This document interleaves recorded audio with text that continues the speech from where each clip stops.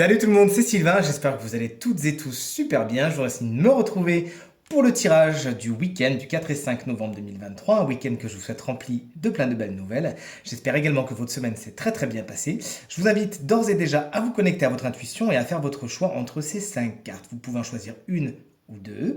Voici la carte numéro 1, ça c'est la 2, ça c'est la 3, ça c'est la 4 et ça c'est la 5. Et vous découvrirez quelle est ou quelles sont les énergies principales de votre week-end. N'hésitez pas à me dire dans les commentaires quelle carte vous avez choisi.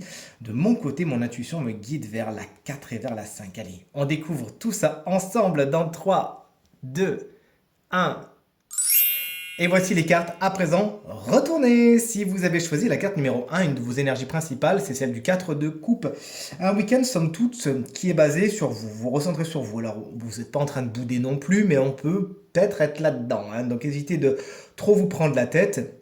Si vous avez des choses à dire, dites-les plutôt que d'aller bouder dans votre coin parce que vous vous connaissez de toute façon, ça ressortira un moment ou un autre et pas de la meilleure façon qui soit.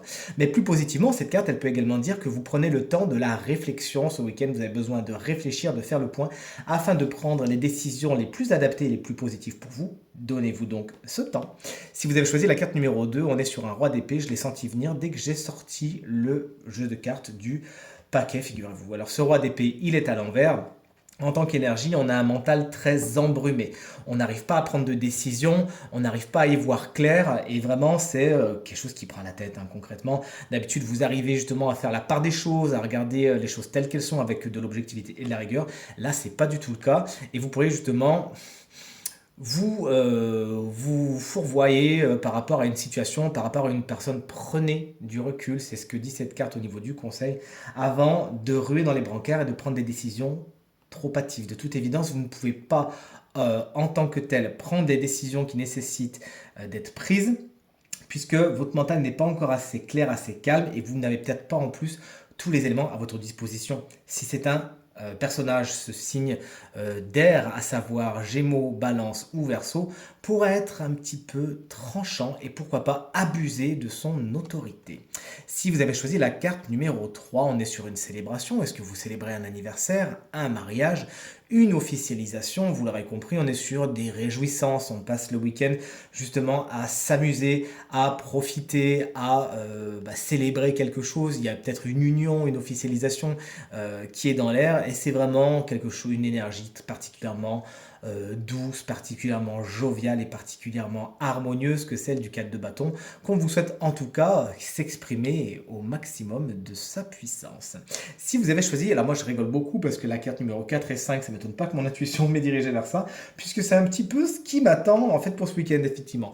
Le 8 d'épée, c'est des prises de tête par rapport à plusieurs situations, par rapport à des choses que vous ne contrôlez pas, mais en même temps le 8 d'épée, il ne faut pas se mentir, quand on voit le personnage qui est ici phagocyté par les rubans, par les bandelettes, bon concrètement si elle se secoue, elle peut s'en sortir. Donc le 8 d'épée correspond bien à des prises de tête, à des choses lancinantes, le petit vélo qui tourne dans la tête, mais en même temps elle garde toujours un message d'espoir, cette carte, dans le sens où c'est des prises de tête qu'on a tendance à s'auto-construire et dont on a la responsabilité. On est à la fois le prisonnier mais le geôlier, donc on a la clé pour se sortir de ces prises de tête.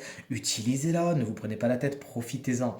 Et la carte de la mort, n'en ayez pas peur, eh bien, explique que quelque chose se termine, touche à sa fin, une page se tourne. C'est pour ça que moi les deux me parlent beaucoup, puisqu'effectivement il y a quelque chose qui me stresse en ce moment parce que c'est en train de se terminer. C'est quelque chose de génial, mais bon, il faut retourner. Il y a des cycles un petit peu, comment on dit, toutes les bonnes choses ont une fin, et là il faut repartir sur quelque chose d'un petit peu moins fun, mais c'est la vie et vous le faites, tout comme moi je l'espère, avec le sourire. Plein de belles choses sont arrivées. Vous savez, c'est un petit peu comme les vacances qui se terminent et qui, on doit repartir au travail. C'est un petit peu ça. La carte de la mort vous explique que ce week-end, vous tournez la page, vous clôturez une période et vous allez vers une autre période. C'est le soleil qui se lève avec son lot de bonnes nouvelles.